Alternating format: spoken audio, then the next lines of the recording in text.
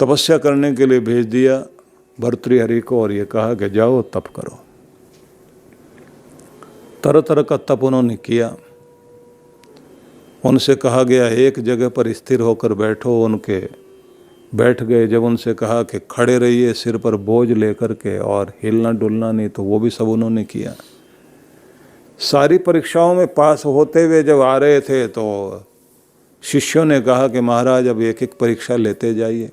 माया का महल खड़ा किया गया, उसके अंदर जो है तरह तरह के आकर्षण, तरह तरह के भोजन बने हुए, तरह तरह की सुगंध आ रही है, तरह तरह की स्त्रियां लुभाने के लिए सामने गीत गा रही हैं। सबके बीच से होकर के ये गुजरे और इन्होंने किसी भी चीज़ पर ध्यान नहीं दिया और इनको यही लगा कि सुनाई दे रहा है उस रब का स्वर। दुनिया की आवाज़ें बहुत सुन ली, अब दुनिया के मालिक की आवाज़ सुननी है। परीक्षा में पास होते चले गए तो उसके बाद कहा महाराज संस्कार व्यक्ति के जीवन में रहते हैं और वो तपस्या से ही जलाए जाते हैं, क्योंकि कोई भी चीज रह जाए। आप देखते ना गर्मियों के दिन आते हैं तो उन दिनों में ये दूब घास पूरी पूरी सूख जाती है, लेकिन जैसे बारिश पड़ती है न जाने कहाँ कहाँ से क्या क्या खरपतवार उगता है। अनुकूल मौका आ जाए आदमी के सामने तो हमारे अंदर पड़ी हुई सारी वासना के जितने बीज हैं एकदम प्रकट हो जाते हैं और आदमी बहक जाता है। तो अब तप भी तो होना चाहिए इनके जीवन में। और उसके बाद में गुरु ने यह कहा कि भर्तृ जाओ मरुस्थल में जाओ, छाया नहीं चाहिए तुम्हें दुनिया की, मालिक की छाया में हो, परमात्मा की छाया में हो। नंगे पांव रेगिस्तान में चले वो। परीक्षाएं बहुत हुई, एक जगह फिर प्रभाव डालने के लिए एक बड़ा सा वृक्ष, जैसे वो आंखें बंद करते हुए चले जा रहे थे, सामने एक वृक्ष अचानक प्रकट हुआ और उसकी छाया का कुछ भाग पांव पर पड़ा। पांव पर पड़ते जैसे अंगारे पर पांव कोई रख देता है, ऐसे उछल कर ये दूसरी तरफ गए। गुरु की आज्ञा है मेरे, तप करना है, छाया नहीं चाहिए। चलते जा रहे हैं, प्यास लगी हुई है तो सोने के कटोरे में पानी सामने प्रकट हो गया। न सोना देखा उन्होंने, न पानी देखा, और कहा कि इस आत्मा को जल पिलाना परमात्मा का, शरीर को कोई कमी रह जाए तो रह जाए। और सब परीक्षाओं में जब पास हो गए उसके बाद गुरु सामने प्रकट हुए। उन्होंने कहा कि अष्ट सिद्धि नौ निधि देने के लिए मैं तुम्हारे सामने आ गया। उन्होंने कहा सदगुरु बस ये नहीं चाहिए, तो मैं तो तुम्हें कुछ ना कुछ दूंगा। बोले तो फिर मेरी जो कंथा है फट गई है। कंथा वस्त्र जो पहने जाते थे, चीथड़े लेकर के उससे गुदड़ी बनाई जाती थी, सिल सिल के। दूसरों के जो बेकार हो गए कपड़े तरह तरह के, उन्हीं को उठा के पहन लिया, वो फट गया।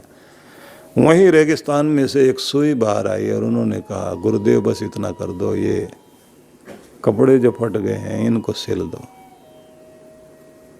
कहने का भाव उनका यही था, अब इस जिंदगी को सिलने का काम, सजाने का काम आपका है। और गुरु इतने गदगद हुए, उन्होंने कहा कि तेरा निर्वाण, तेरा मोक्ष तो पक्का हो ही गया, इस धरती का भी कल्याण कर। भर्तृहरिनाथ बन गए और उन्होंने जो अपनी तपस्या की और उसके बाद जो संदेश दिए, बड़े अद्भुत संदेश हैं। उन संदेशों में से कुछ चीज़ें हम लोग आज याद कर लेते हैं। उन्होंने सब तरह के जीवन के उतार चढ़ाव देखे, तो उसके बाद कहा भोगा न भुक्ता, भोगा न भुक्ता तपो न तप्तम। भाव था कि जिंदगी में हमने बहुत तरह के भोग भोगे। भोगा न भुक्तास तपो न तप्तम वयमेव तप्ताः। हम कहते हैं हमने बड़े बड़े तप तपे, लेकिन ऐसा नहीं हुआ। तपों ने हमें तपा दिया। और हम कहते हैं हमने बड़े बड़े भोग भोगे, लेकिन ऐसा नहीं, भोगों ने हमको भोग लिया। कालो न याता वयमेव याता, तृष्णा न जीर्णा वयमेव जीर्णाः। कहते हैं कि लोग बोलते हैं समय बीत गया, लेकिन समय नहीं बीत गया, हम ही बीत गए हैं। तृष्णा न जीर्णा वयमेव जीर्णाः। तृष्णा बूढ़ी नहीं हुई, शरीर बूढ़ा हो। क्या कमाल की बात कही।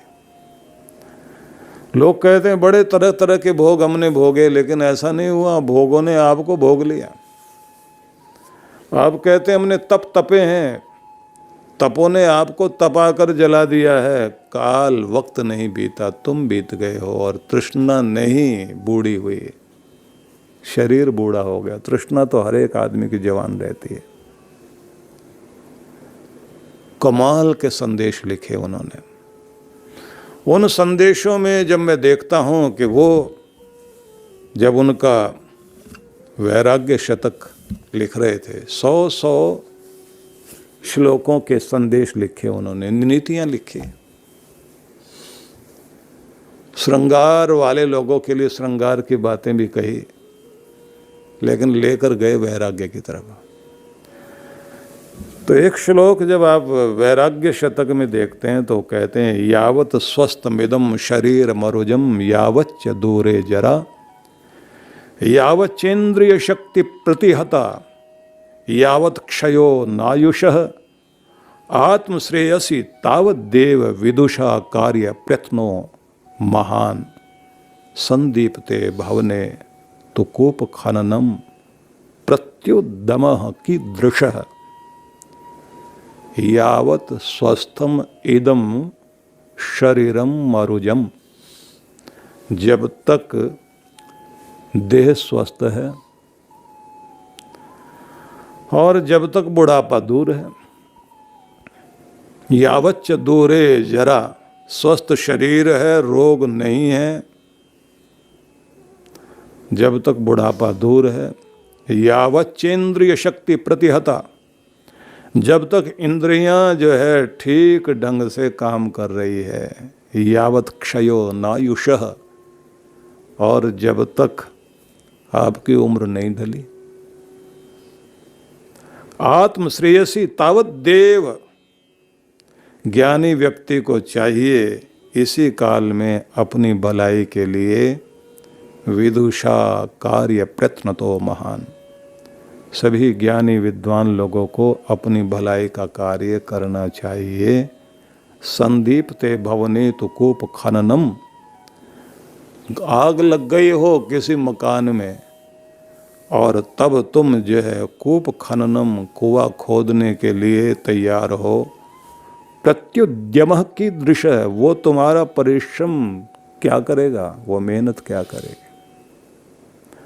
तुम्हारे जीवन का सबसे सुंदर अवसर यही है कि देह स्वस्थ हो, रोग शरीर में नहीं हो, बुढ़ापा दूर हो, इंद्रियां ठीक से काम कर रही हो, आयु अभी ढली नहीं है, बस अपनी भलाई के आत्म कल्याण के मार्ग पर शुरू हो जाओ। चिता जलेगी, आग लगेगी भवन में, और इस भवन को आग लगाने वाला कोई और नहीं होगा, तुम्हारा सबसे ज्यादा प्यारा लाडला, तुम्हारा अपना बेटा, तुम्हारा अपना बच्चा ही आखिर में आग देने के लिए आएगा। और आग भी कहाँ से लगाएगा? मुंह की तरफ से। कहते मुखाग्नि दो, मुंह की तरफ से, मुंह में घी भर के वहीं से आग लगाएगा, जलेगा भवन। और जब तक पूरा राख नहीं होगा तब तक छोड़ेगा कोई नहीं। तो जलने से पहले भाई आत्म कल्याण का मार्ग ढूंढ लो। क्या अद्भुत कहा उन्होंने।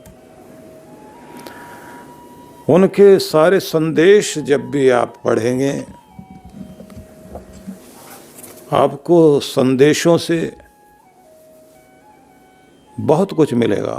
पत्रम नैव करीर विटपे दोषो वसंतस्य किम, नो लोकोप्यलोकते यदि देवा सूर्यस्य किम दूषणम, धारा नैव पतन्ति चातक मुखे, मेघस्य किम दूषणम, यत पूर्वम विधिना ललाट लिखितम तन मार्जितम, तन मार्जितुम कह क्षमः।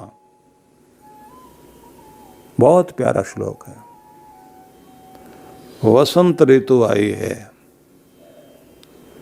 सब पेड़ों पर पत्ते लग गए, सूखे हुए पत्ते जो नीचे गिरे पड़े थे और पेड़ सब सूख गए थे, सब पर तो पत्ते आ गए, हरियाली आ गई।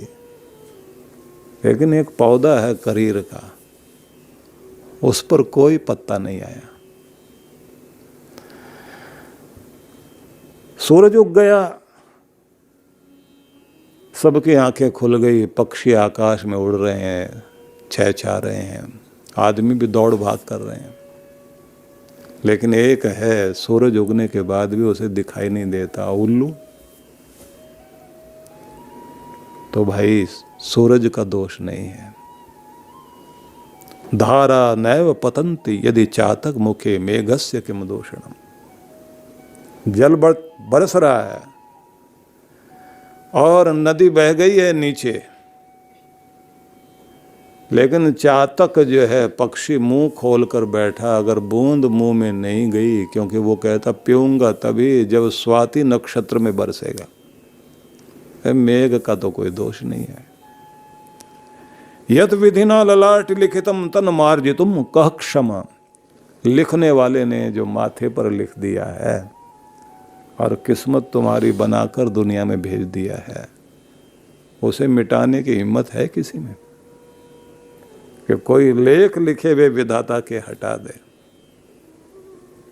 ये दुनिया चल रही है, किस्मत लेकर आए हो दुनिया में, लेकिन इस बात को ध्यान में रखना, वांछा सज्जन संगमे परगुणे प्रीतिर गुरो नम्रता विद्यायाम व्यसनम स्वयोषित रतिर्लोकापवादाद भयम भक्ति शूलनी शक्तिरात्म दमने संसर्ग मुक्ति खले एषवेते निवसन्ति निर्मल गुणास्तेभ्यो नरेभ्यो नमः। उन सज्जन पुरुषों से जिस व्यक्ति की सदैव इच्छा रहती है कि मिलना हो सज्जनों का, वांछा सज्जन संग में एक ही रुचि रहे, भले ही अकेला रह लें लेकिन मिलना है तो भले लोगों से मिलना है। पर गुणे प्रीति, हर आदमी को देखकर उसके अंदर के गुण को ढूंढने का प्यार जिसमें हो। गुरो नम्रता, झुक जाए आदमी, सिर उठा के जिए सब जगह, लेकिन अपने सदगुरु को देखे तो वहां शीश झुक जाए जिसका। और व्यसन कोई पाले नहीं, लेकिन विद्या व्यसन जरूर है। विद्यायाम व्यसनम, एक ही लत पड़ जाए, रोज ने गुण ग्रहण करना, अच्छा पढ़ना, भोजन करने से पहले भी कोशिश हो कि आज कुछ पढ़ा है तो भोजन करना चाहिए, क्योंकि बुद्धि को, आत्मा को अगर कोई भोजन नहीं दिया तो शरीर को भोजन फिर क्यों देने के लिए तैयार हो। स्वयोषित रति ही, अपने प्रेम को अपनी पत्नी की ओर बहाए, लोकापवादाद भयम, जिसे लोक निंदा का भय रहे कि मेरा कोई कर्म ऐसा नहीं होना चाहिए जिसकी निंदा। भक्ति शूलनी, और अपनी भक्ति को शिव की ओर लेकर जाए, क्योंकि और कोई जितना जल्दी नहीं रिझता ऐसा तो करुणावतार भगवान शिव ही है। कि अगर व्यक्ति शमशान में भी जाकर खड़ा हो जाए तो भले ही व्यक्ति के मन में कितनी भी तरह की भावनाएं चल रही हों, सारी भावनाओं को हटाकर जो भगवान याद करा दे वो तो भगवान शिव ही है। वैराग्य भी पैदा कर देता है, और हर दिन जो तुम्हें सुलाता है और नींद देता है वो भी भगवान शिव है। हर भोग को और स्वाद को लेकर जब अंदर तृप्ति मिलती है तो वो कृपा करने वाला भी शिव ही है। और जब किसी रोगी को आराम आता है वो आराम देने वाला भी शिव है। कि वो आनंद का केंद्र, आनंद सिंधु शिव है, भक्ति तो उसकी करना। शक्ति रात्म दमने, और तुम्हारे पास बहुत बड़ी शक्ति हो तो बस उस शक्ति का एक ही उपयोग करना कि खुद को, अपनी इंद्रियों को, चंचल इंद्रियों को कंट्रोल में करने का सामर्थ्य अगर तुम्हारे अंदर है तो फिर तुम बलवान हो, नहीं तो तुम जैसा कमजोर दुनिया में कोई नहीं जो लाड टपकाए घूमे। क्या अद्भुत उन्होंने कहा। आप सोचिए तो सही, एक व्यक्ति बैठकर अपनी साधना में परमात्मा की कृपा को प्राप्त कर रहा हो और उसके अंदर वो आत्मज्ञान प्रकट हो रहा और उसके बाद उसके अंदर से क्या कुछ प्रकट होता है। संसर्ग मुक्ति खले, दुर्जनों की संगति को छोड़ने की हिम्मत जो रखता हो। दुष्टों की अवहेलना करके चलना आसान बात है, दुष्टों की संगति बहुत जल्दी प्रभावित करती है। बुरा आदमी बहुत जल्दी आपको अपनी तरफ खींच लेता है। इतनी हिम्मत, बुरे के साथ नहीं रहना, बुरी संगति से जितना बचकर रह सके। संसर्ग मुक्ति खले, दुष्टों की संगति से बचकर चलने की जिसके अंदर हिम्मत है, एषु एव एते निवसन्ति निर्मल गुणाः, जिनके अंदर ये स्वाभाविक रूप से अच्छे गुण हैं, ऐसे जो लोग कहीं दिखाई दें, तेभ्यो नरेभ्यो नमः, बारंबार प्रणाम करता हूँ उन लोगों को। ऐसे लोगों को प्रणाम है कि मेरे लिए प्रणम्य है वे लोग जो ऐसे दिखाई देते हो। अब जरा सोचिए क्या कहा उन्होंने, सज्जनों की मित्रता की इच्छा रहे, दूसरों के गुणों से प्यार करे, गुरुजनों के प्रति नम्रता लेकर के उन्हें सिर झुकाए, विद्या में अनुराग हो, अपने घर में प्रेम बना रहे और अपने लोक निंदा का भय रखे कि मेरे हाथों से कोई ऐसा कर्म ना हो कि जिससे लोक निंदा हो, और शिव की भक्ति, सदा शिव की भक्ति मेरी स्थिर रहे। चंचल इंद्रियों को वश में करने की शक्ति और सामर्थ्य भगवान मुझे दे, और दुर्जनों की संगति में पड़ूं ही नहीं, और अगर पड़ भी जाऊं तो त्याग करके उनसे पीठ फेर कर खड़ा हो सकूं। ये अच्छे गुण मेरी जिंदगी का हिस्सा बन जाए।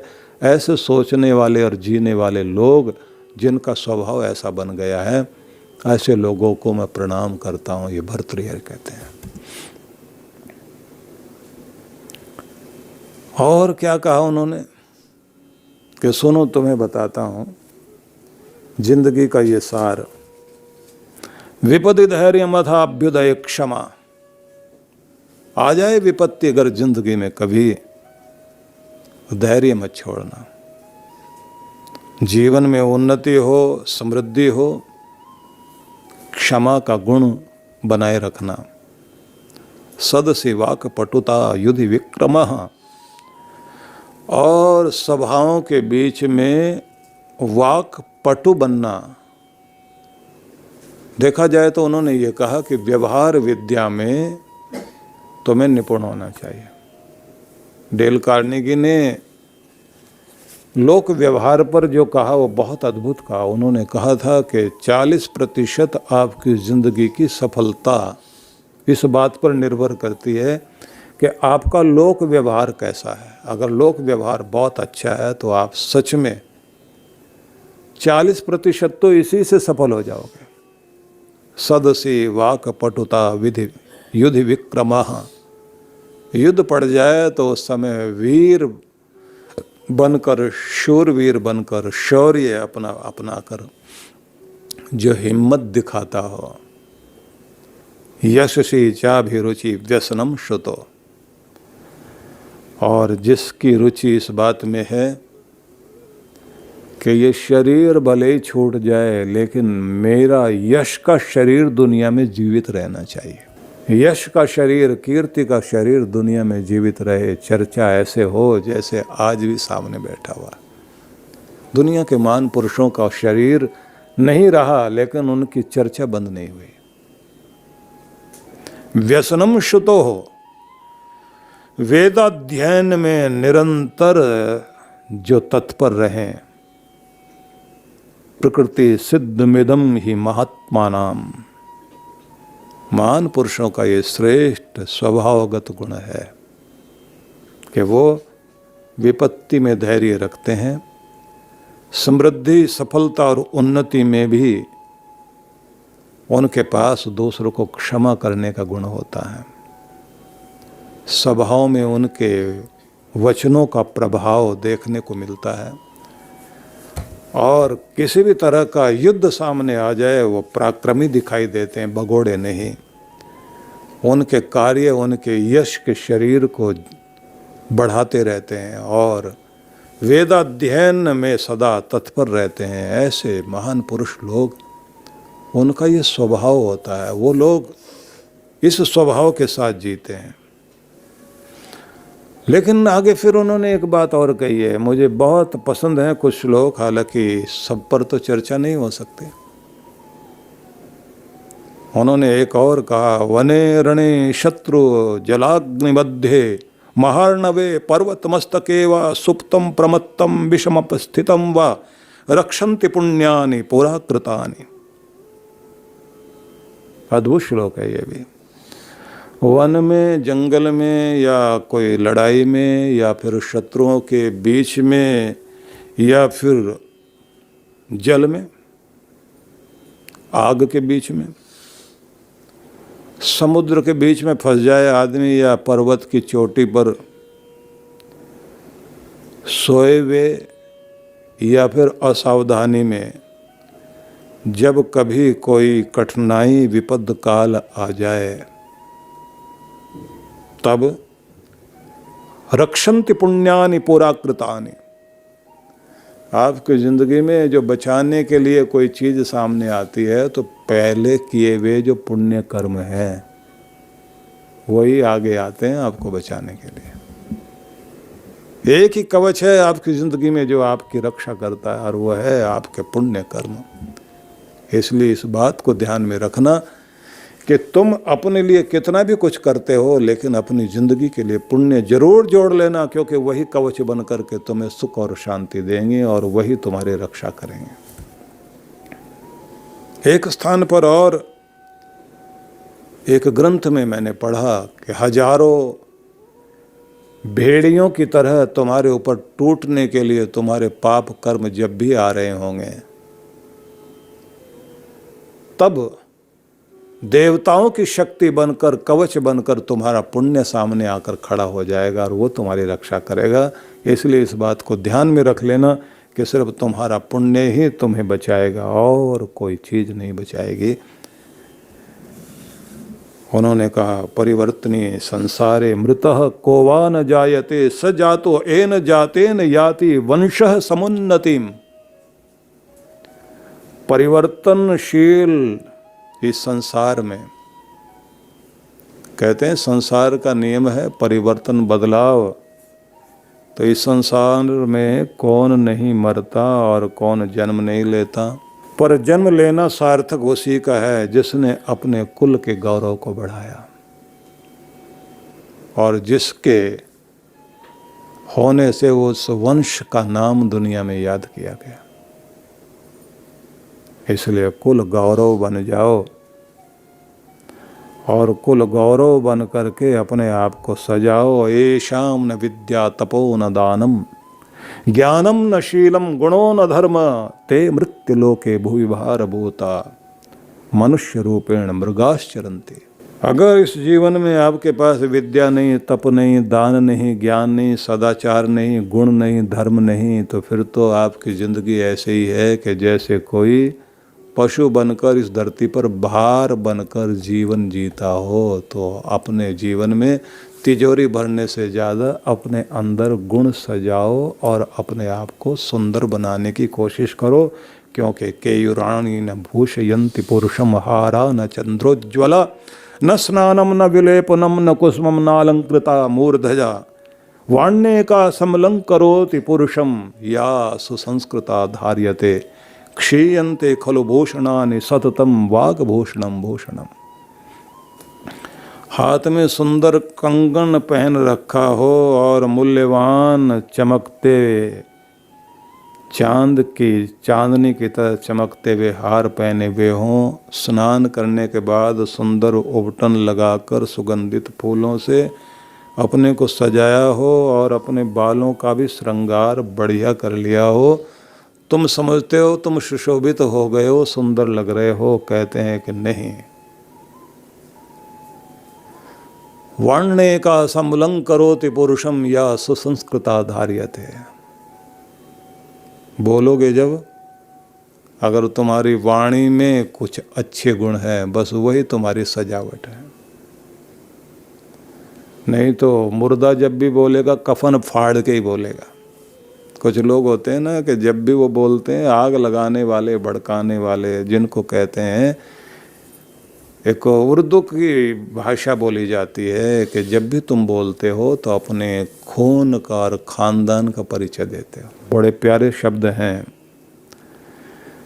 एक और श्लोक देखें, लोभश्चेद गुणेन किम पिष्णुता यद्यस्ति किम पातकैः सत्यम चेत तपसा च किम शुचि मनो यद्यस्ति तीर्थेन किम सौजन्यम यदि किम गुणैः सुमहिमा यद्यस्ति किम मंडने सद्विद्या यदि किम धने रप यशो यद्यस्ति किम मृत्युना। श्लोक बहुत प्यारे हैं। इनको पढ़ने के बाद ऐसा लगता है कि संस्कृत बहुत प्यारी लगती है। संस्कृत के विद्यार्थियों को इनकी कविता, क्योंकि ये तो कवित्व है, कहते हैं अगर आदमी के अंदर लोभ है तो फिर समझ लेना चाहिए और दुर्गुण की जरूरत नहीं, अकेला ही काफी है। लोभ पाप का बाप। पिशुनता यद्यस्ति किम पातकैः, और अगर चुगलखोरी की आदत है तो फिर और पाप ढूंढने की जरूरत क्या है, अकेला ही काफी है। सत्यम चेत तपसा च किम, जीवन में सत्य के दर्शन हो गए तो फिर तपस्या फलित हो गई, फिर और कोई तप की जरूरत नहीं है। शुचि मनो यद्यस्ति तीर्थेन किम, अगर मन पवित्र हो गया तो बस तीर्थ फल गया जीवन में, फिर तीर्थ की जरूरत नहीं है। सौजन्यम यदि किम गुणैः, सज्जनता यदि आपके पास में है तो फिर और क्या गुण चाहिए, सज्जनता ही तो सबसे बड़ा गुण है। सुमहिमा यद्यस्ति किम मंडनैः, आपकी अगर महिमा है तो फिर कोई आभूषण आपको सजाए और महिमा मंडित करे नहीं। आपकी महिमा, आपकी अच्छाई और अच्छाई का प्रभाव, वही आपके लिए शोभा। सद्विद्या यदि किम धनैरप, अगर आपके पास सद्विद्या है, सद्विद्या यदि किम धनैः, धन से बढ़कर विद्या है, क्योंकि विद्या से बढ़कर कोई धन नहीं। एक देश की करेंसी उसी देश में चलती है, दूसरे देश में नहीं चलती, लेकिन विद्या का सिक्का तो दुनिया के हर देश में चलता है, वो तो हर जगह काम आएगी। अपयशो यद्यस्ति किम मृत्युना, अपयश भी एक मौत है। तो कहते हैं आर्थिक मौत, राजनीतिक मौत और सामाजिक मौत। तो व्यक्ति को अपने कार्यों से अपना यश बढ़ाने का कार्य करते रहना चाहिए। जितने भी भक्ति काल के संत हुए हैं, बड़े अद्भुत लोग हुए हैं। लोक मान्यता है कि भगवान ने इस पृथ्वी पर धर्म की स्थापना करने के लिए अपने स्वरूप को इस धरती पर भेजा, और अनेक अनेक महान पुरुषों के माध्यम से भी जन जागरण करने के लिए, क्योंकि भगवान ने इस दुनिया में अगर व्यक्ति के जीवन में दुख देखे, क्योंकि व्यक्ति जो है अपने दिनचर्या में खान पान में दोष करता है, तो रोग भी हैं, तो भगवान ने औषधियाँ भी दी हैं। समस्या दी है तो समाधान दिया। दुनिया में अधर्म रहा है तो धर्म का मार्ग भी भगवान ने दिया। जीवन में अंधेरा रहा है तो उसके लिए प्रकाश, उसके लिए उजाले की व्यवस्था भगवान ने की। पर मनुष्य को परमात्मा ने बहुत स्वतंत्रता दी है। वो अच्छा करे बुरा करे, भगवान बीच में दखलंदाजी करने के लिए नहीं आते। हम सबको स्वतंत्र कर्ता बनाया भगवान ने। इसलिए कर्ता, संसार का मालिक कर्ता भगवान है, लेकिन जीवात्मा भी कर्ता है और कर्ता को स्वतंत्र माना गया है।